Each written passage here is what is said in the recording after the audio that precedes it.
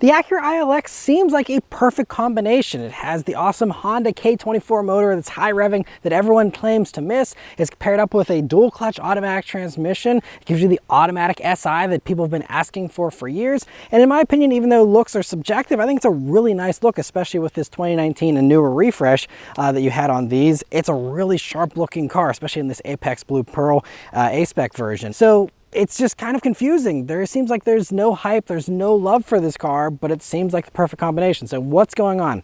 In this video, I'm going to explore all of that. We're going to check out the exterior, the interior, take it for a drive, see what it's like to drive, as well as talking about the fuel economy you can expect and the pricing and how it compares to the competition. And huge thanks to Harrison Auto Sales and Service for providing me here with this very cool little ILX to review for you guys today. So as far as the ILX goes, yes, it is a dressed up Honda Civic, but that's no bad thing, as we see right now with modern Acura Integra sales of what is essentially a nicer dressed up Civic. This is a formula that Honda and Acura have been using for ever since the Integra was invented, over 20 years ago. And so, I think that this is a really nice improvement over a Civic, especially on the outside here. You have those new Dual eye LED headlights here that were added in 2019. This one, by the way, we're looking at here is a 2021, the second to last year of ILX production before the new Integra came and took its spot in the lineup. But you also have, that awesome new grille that they have here on these Acuras that looks so cool. You have little fog lights there as part of the A-Spec package and the sportier styling. Also, this Apex Blue Pearl color is exclusive to the A-Spec, and especially here in the sun, the metallic flake really pops and it looks fantastic. Coming down to the sides, you also have these 18-inch wheels, which are exclusive to the A-Spec. You also have unique side skirts here, and then, sportier look out back with the rear spoiler, a little deck lid, I guess you could say, spoiler there in the back. And, I think it's a really nice look from all angles. Yes, it's a little squished compared to like the much longer TLX and larger Acuras these days, but I think that it still just looks really nice. And, for people that aren't in the know, you'd never guess that it's based on a Honda Civic. The interior of the ILX is pretty nice, relatively speaking. Now, it's not going to be as nice as all of the German competitors this competed against when it was new, but I think it's totally fine. The main theme here, though, is that it is a little small and tight, even compared to some of the other competitors that, again, are the same size of vehicle, but, just make a little bit of a better use of space than this does. But it's still totally fine. It's just based on an interior that came out in 2013. Got a couple of refreshes here over the years, but here for a 2021 model year vehicle, definitely feels a little dated, but to me, it's not too bad. But anyway, first thing, sitting down in these seats, you have these great Acura seats, really similar to the ones you see in like the TLX and stuff like that. Not quite as fancy, but they have memory adjustments here and all the usual power adjustments. You have a little bit of a perforated suede thing in the middle here, and I like that it's perforated so it doesn't get too hot. Unfortunately, the leather isn't perforated, so that is just, flat leather. But they're nice, soft, comfortable seats, really nice, honestly. I just wish they were cooled. You have heating here, but ventilation wasn't really offered in most of the other competitors either, so not a big deal. And then moving on here to the steering wheel. It unfortunately is not a heated wheel. That is something I think a couple of the competitors might have offered, but still a great wheel. Has a great 9-3 grip, little tiny 10-2 notches. You have the A-Spec badging on it, and a fair assortment of buttons here. It is a little much, but it's not too bad once you get used to it. Not a big deal. You have little paddle shifters here on the back of the wheel, and overall just a really nice steering wheel. The gauges here are also pretty simple, but nothing wrong with them. Nice clear analog dials that look great. You have a little information center there in the middle, which gives you basic info. Not a whole lot there, but they get the job done, and they're totally fine. So again, no complaints there either. Moving over to the center of the dashboard here, this is the place that most people have the most gripes with, and that is because you have this pretty outdated double screen setup. Now, it's not too bad. So for 2019, they started including Apple CarPlay and Android Auto. It's not wireless integration. You have to plug your phone in here in the center armrest, but it has that, and that's great. Now, some people were upset when these came out because it wasn't in this smaller touchscreen area down here. But, using the bigger screen up here, first off, it's higher up, so it, helps you to not take your eyes off the road as much. And you just use this center controller to move around the different icons there for CarPlay. And yes, it's not ideal whenever CarPlay and Android Auto are touch interfaces, but it's not too bad. And honestly, I think it's slightly better than the touchpad thing that other Acuras had in this time period. So, trying Trying to see the glass half full here. Not ideal, but to me, not too bad. And it's also nice because it's on the bigger, higher resolution screen in the top there versus this lower res one. And otherwise, that top screen, you know, used to do navigation, but this vehicle doesn't have that. So it's just phone and a few basic things like that. But I just like that it has the integration. So it future-proofs this vehicle so you can continue to use that smartphone integration, you know, no matter how old it is. And then coming down to this other screen just controls your radio controls. So is a CD drive, which is great too. And, you know, just a few other basic things. But, you know, it's great you have that. And it will show you your climate controls there, but you also do have physical climate controls underneath of that, which is also appreciated these days, especially here in 2024, 2025 model year vehicles. They're getting rid of, you know, these controls more and more. It's great to have physical controls here. Otherwise, you know, you don't have a lot of storage space here in the ILX. You have this little bin underneath here, and it does go pretty deep back, so you can actually fit like a smartphone in there. So that is actually a better than expected little space. But outside of that, you just have two cup holders. You have like a bottle holder in the door. There's not really an actual pocket outside of just that bottle holder. And then in the middle here, you have a center armrest, which is, I guess, average for the segment. You also will see an auxiliary jack in there. They were still hanging on to the auxiliary jack. It's like them and Subaru at this point. But they had that as well as that USB jack there for your smartphone integration and a power outlet. But overall, a pretty nice interior up front here. You have a little moonroof as well. The only thing I will say is a lot of people complain about headroom in these. I'm 5'9", and me sitting here with the seat as low as it can go, I have, you know, a couple inches of headroom to spare, but I could envision if you are a taller person, this might not be a super comfortable vehicle to be in, so just keep that in mind. Moving on to the back seat here, another place that's not great for tall people, but again, me being 5'9", sitting behind myself, I still have a couple inches of legroom to spare there, maybe an inch and a half. Headroom again is a little bit on the tight side, but it works. And you know, if you're not going to be, you know, shuttling around executives in the back seat of this thing, I'm sure whoever's back there can live with it just fine. Might not be the best family car if you have big car seats and stuff, but outside of that, I think it should be totally fine. There's also a full down center armrest with two cup holders in it, which you're going to want because there is zero storage in the doors there, no bottle holders or anything. There's also no air vents or power outlets or anything back there, which we do see these days in some of the more modern stuff, and even Acura's own Integra, you know, has some of those amenities, and you don't have that here in this. But if you can live without those things, still I think is a totally fine back seat. Trunk space is also pretty good here in the ILX. Again, for a vehicle of this size, you're only going to get so much, of course. So, you know, it's the same kind of size you get in any Civic of, you know, this prior generation here. And it's, to me, totally fine. Of course, these days, if you want to go up to an Integra or something like that, you have much more cargo space with the hatch in that. But this should get you by just fine, again, if you're comfortable with a small car and the, you know, restrictions that that brings. But overall, I still think it's a really nice interior. But let's start up and go for a drive. The ILX has the usual Acura key here. It's a little bit on the long side, but it's still a really nice key. Metal on the bottom there and has a nice weight to it. Metal buttons, and I really like it. But it is, of course, keyless access, keyless entry, push button start. So you just leave the key in your pocket, hit the end and start button, and it starts right up. All right, so setting off here in the ILX. So this isn't my first time reviewing an ILX. I did review one a long time ago at the beginning of my career. It was a 2013 one, and that was so underpowered. Thankfully for 2016, they boosted the power of all of these to the K24 motor that does the 201 horsepower here. So the worries about, you know, lack of power, relatively speaking, I mean, this is still no hot rod, but you know, those days are over, thankfully, if you go for a 2016 or newer. But the one big question that might be on your mind if you're, you know, a fan of this type of vehicle is, you know, the dual clutch. That's the big addition here of this over as an SI. And as we're slowly accelerating from a stop sign there, I mean, it is pretty flawless with its smoothness. I mean, it's wild to say, because I mean, it's this dual clutch. I think this is the only time outside of the NSX that Acura and Honda have ever done any kind of dual clutch transmission. I don't know why they didn't continue on with this, because they did a really good job on this little thing.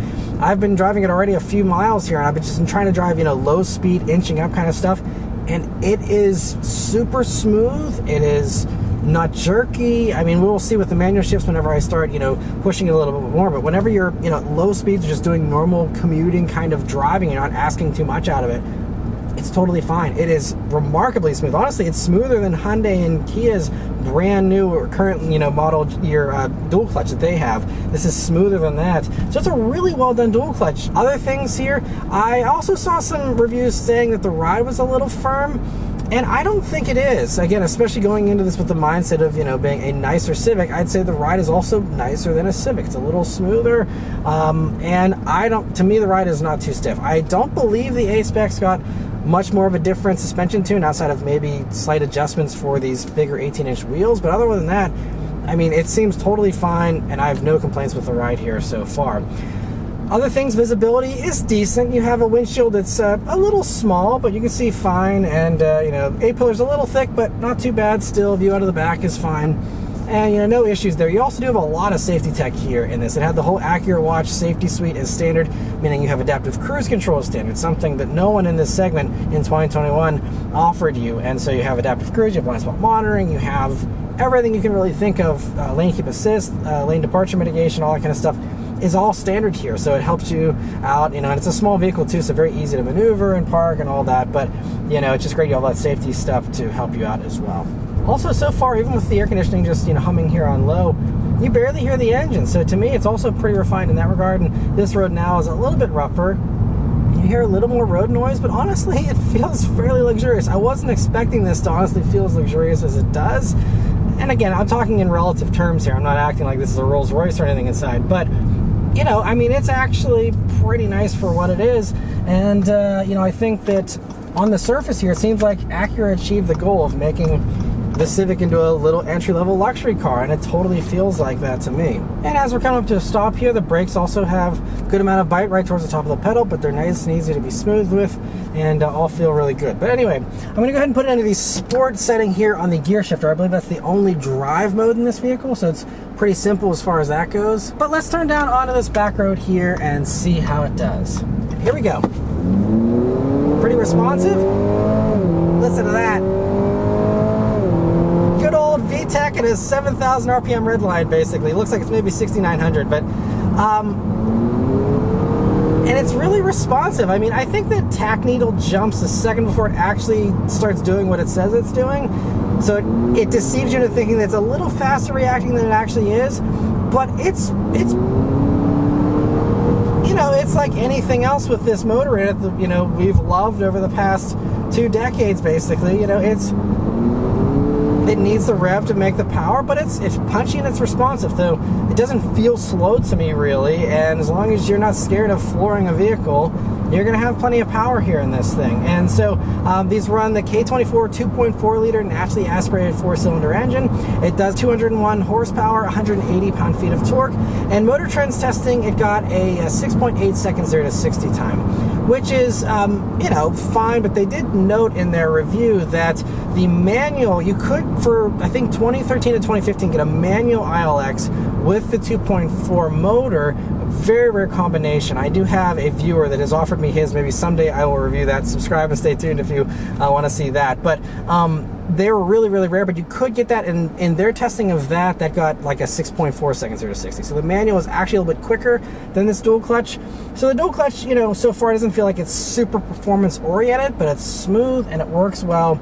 And to me, that's, you know, again, the primary focus of this vehicle. But, you know, it feels totally fine. And the sport mode, I don't think really does too much else, aside from giving you the quicker throttle response. Steering still feels the same. And I do have to say that as far as steering goes, it is lighter than I would like it to be. And it feels a little numb and disconnected. I would like more steering feel. And that's something that Honda typically does really well.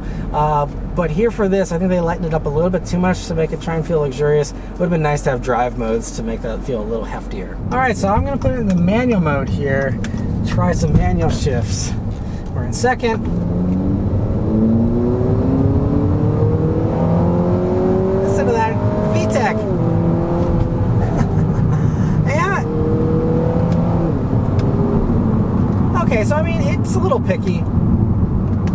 Yeah, I think the tack needle does jump a split second beforehand, but it's still, you know what, it's totally good. And again, there's some other transmissions even in modern times here, you know, brand new model year vehicles that still are slower to react than this is. So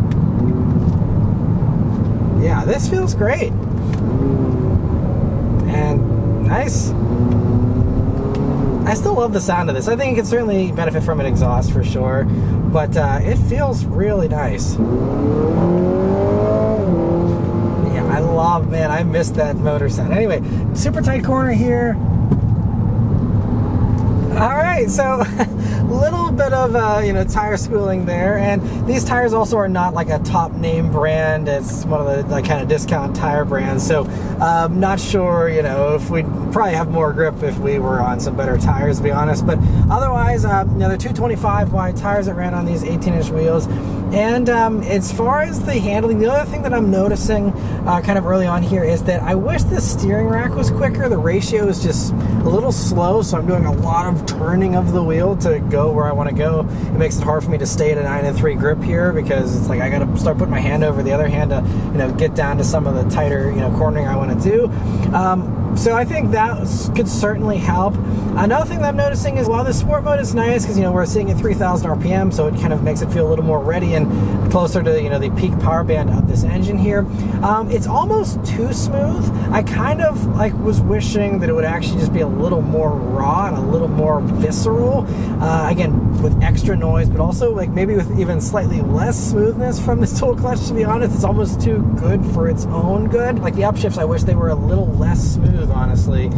Speaking of smoothness, though, there's a bunch of bumps right there, and it just kind of glided over those no problem. And so I'm really impressed with the ride as far as other handling things. It's pretty flat and feels pretty well controlled. I mean, we do have Honda Civic bases here, so I mean that's a very good vehicle to pull from as far as dynamics and stuff, with of course the SI being very sporty, and this still feels very similar to that as far as the setup and all that, but feels really nice, honestly. And I think an exhaust would fix a lot of the vanilla-ness of this vehicle, I think, a good bit. But see, I just wish it was it almost smooths over those shifts, but then that VTEC sound, I just want to sit at 5,000 RPM in this thing the whole time, and that's where it feels quick too. I mean, not insanely fast. Again, anyone who's familiar with the K24 knows its characteristics, but that screaming nature is that's what I miss. And the ILX was the only way you could really get that. They got rid of that with the SI back in 2015. So I mean, it was a while, and here in 2021 you could still get a brand new K24 small little sedan that had some sporty intentions. And it's also great because these were light vehicles for a luxury vehicle. They were about 3,100 pounds, and even in earlier years before all the extra safety tech was added, they were even under 3,000. So I mean, a really nice little dynamic vehicle that, again, I think this is really someone who wants a more mature Civic Si, someone who doesn't need to do a ton of mods, because that is the one thing about this dual clutch is great if you're going to keep it stock. But supposedly the reason why they didn't put this dual clutch in stuff like the TLX, for example, with its punchier engines, is that it can't handle that kind of power. So I think that's kind of why there hasn't been a lot of love in the aftermarket and a lot of love from enthusiasts for this vehicle, because a lot of enthusiasts want to mod their vehicles and boost the power and all that. And if you have concerns about this transmission taking more power, then I guess that kind of disqualifies it from your considerations, especially whenever you have the SI, which again is the more enthusiast vehicle of the two, with the manual transmission and that, and a very good Honda manual, for sure. So I mean, it makes it extra appealing. So I think there's some of that dampened the appeal for the ILX here. But if you are someone who doesn't mod your vehicle a whole lot, or you're happy doing suspension stuff, and you're okay with fairly stock power levels, I mean, you could throw an intake and exhaust on this and get you a little more horsepower. I think there's even a few companies that do some light tunes for these, but you're not going to be able to get 300 horsepower out of this, it seems. Maybe there's ways to modify this transmission, I don't know, but it seems like the consensus in the tuning community is you just can't make a lot of power with this transmission. But to me, that's okay. It just comes down to your personality type. Another thing I really do appreciate, though, about this manual mode is that it actually stays in manual mode, even though there is no genuine manual mode. It's just the sport mode. But once you pull the paddle, it stays in that manual mode. But I'm going to do a pull from first here and try the manual shifts. Very instant there. Okay, it did do the auto upshift, so it won't let you, knock off the rev limiter or anything. But it's fine. And other than that, though, it does let you take control yourself, and that's great, because honestly, the Acura 10-speed auto kind of has a mind of its own, even in manual mode. And so I like that this is actually a little more obedient to your commands than the newer Acura automatics. So another unexpected upside here of this transmission, even with the transmission's power limits. If you're someone, again, who doesn't modify stuff very much, I think that there is a real case to be made for the ILX. I like reviewing vehicles that I think are under the radar that no one's paying attention to when they should, and I think this is a vehicle that deserves more limelight. I tried to get one of these as a press vehicle back whenever these were still new, and Acura never even had any in the press fleet for me to even drive, and it's like Acura didn't even want to push this car themselves. It's good. It's a good car. I really still don't understand the disconnect here. I'm here to say, whatever you've heard about the ILX, reconsider it. Take it for a test drive, especially one of these sportier A-Spec ones and one of these newer ones with the extra power here you got from 2016 and up. I think it's a really nice little car. And, from 2019 and on, you had the great new looks. You had, the smartphone integration and all that. And I'll get into more of the reasons why it's great in a minute. But one other thing I want to mention here briefly is the fuel economy you can expect here in the ILX. So these are rated at 24 mpg in the city, 34 on the highway, and 28 combined. And that's really solid fuel economy. The beginning, 34 mpg, I mean, it's a small little engine, but it's, an older four-cylinder, but clearly it still does fantastic fuel economy if you take it easy, especially. So I mean, I think that's pretty impressive fuel economy, to be totally honest.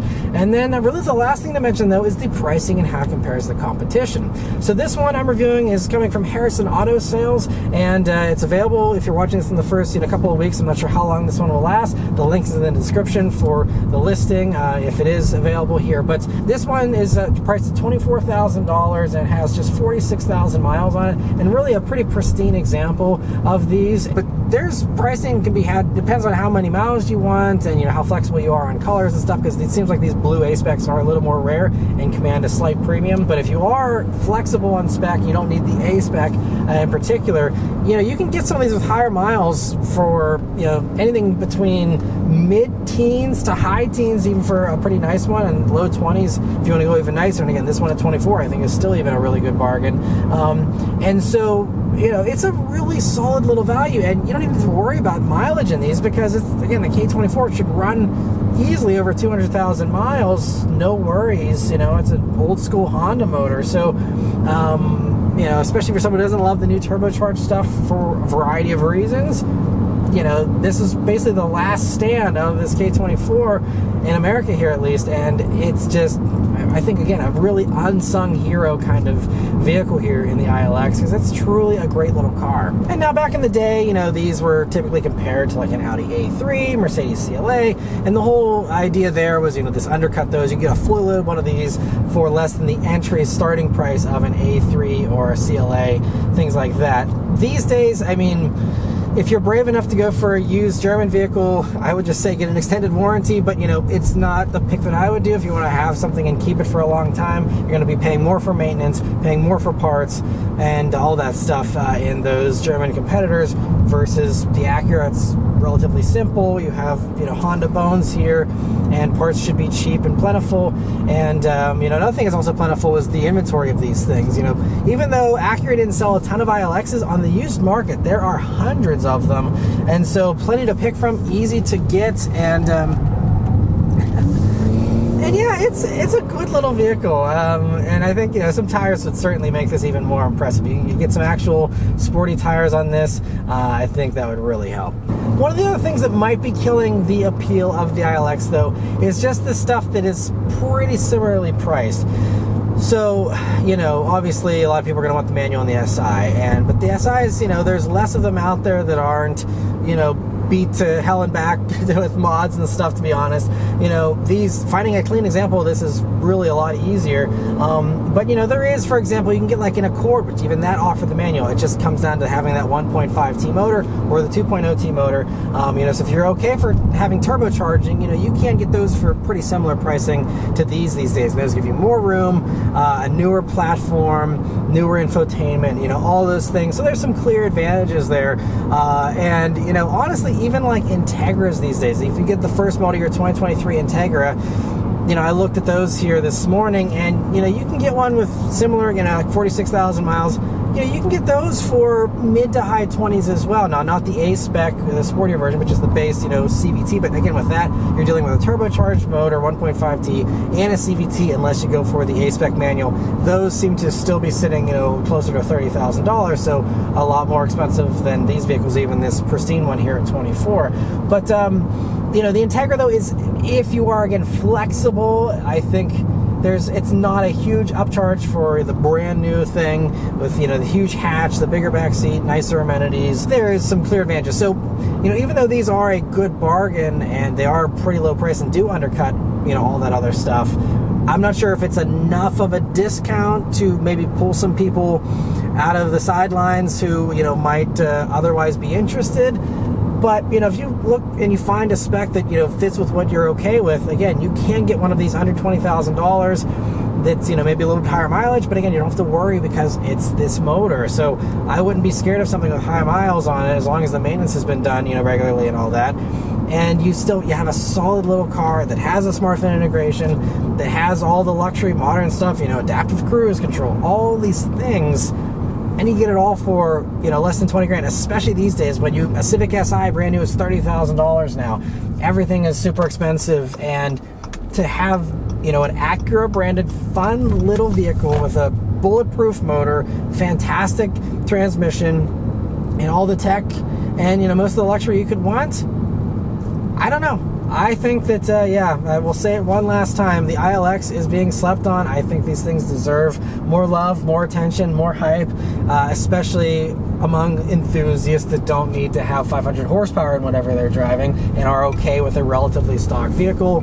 I think this is really something you should consider if you're shopping in this segment. Again, there's lots of other fun things you can get for $20,000. I'm not saying this is, you know, the best thing ever, but if you want something that's mature looking, that's still fun, that's going to be reliable, and kind of flies under the radar a little bit, I think the ILX is a really unique but very appealing combination. But anyway, let me know your thoughts on the ILX here in the comments below. Huge thanks once again to Harrison Auto Sales for providing me here with this vehicle to review for you guys today. Again, if it's still available and you're watching this in the first few weeks, definitely check them out. They're great people. They'd be more than happy to help you get into this vehicle if you want this one in particular. But anyway, thank you all very much for watching. Please leave a like and subscribe to keep these videos coming, and I'll see you guys in the next one. Take care.